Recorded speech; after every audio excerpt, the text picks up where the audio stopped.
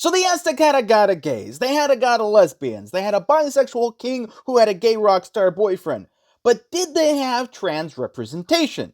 The answer is yes. And there's two cases of it, one mythological and one cultural. Culturally, there was the Xochitl, those who possess flowers, often men, but not always, who transitioned into a third gender. And we'll talk more about them in another video. Today's video is going to be about the mythological side of it, Tlatelolco, the Earth Lord.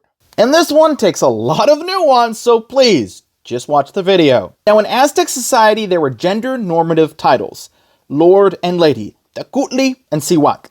Now, some people on one side are going to say that the Aztec gods were every gender and all genders, and there were no genders, and those people are wrong. People on the other side are going to say, no, trans is a modern creation by the far-left liberals, and those people are also wrong.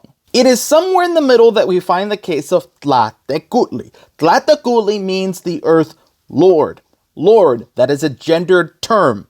However, Tlatelolco is always depicted as a woman. Tlatelolco looks like a woman, but has the title of a man. Now, Tlatelolco was not called trans by the Aztec, but if we take modern social norms and we apply it to the historical context, we get that Tlatelolco was trans. Or, in the very least, gender fluid.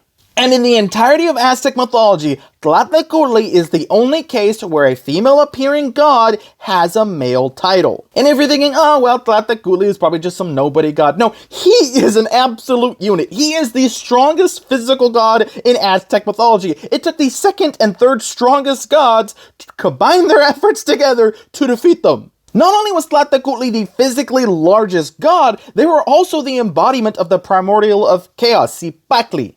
Tlatelolco was cursed with an endless hunger, and that nearly wiped out the entire human race. Not only was Tlatelolco physically strong, they seemingly were immune to most magic, and they had this insane healing factor, and that is actually the way they were defeated. The gods cut off their limbs and their head, and then put it back on in separate spots, so they became this weird amalgamation of a person. And then Tlatelolco eventually calcified and became the earth that we stand on.